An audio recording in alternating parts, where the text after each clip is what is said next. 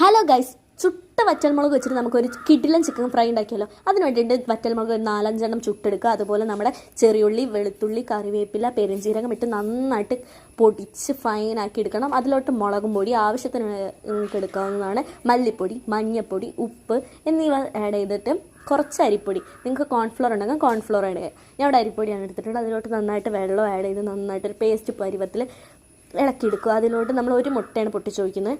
നല്ല ക്രിസ്പി ആയിട്ട് ചിക്കൻ കിട്ടാൻ വേണ്ടിയിട്ട് കേട്ടോ. എന്നിട്ട് അതിലോട്ട് നമ്മൾ ചിക്കൻ നന്നായിട്ട് മിക്സ് ചെയ്തെടുക്കുക. എന്നിട്ട് ഒരു 2 മണിക്കൂർ നമ്മൾ റെസ്റ്റ് ചെയ്യാൻ വേണ്ടി വെക്കണം.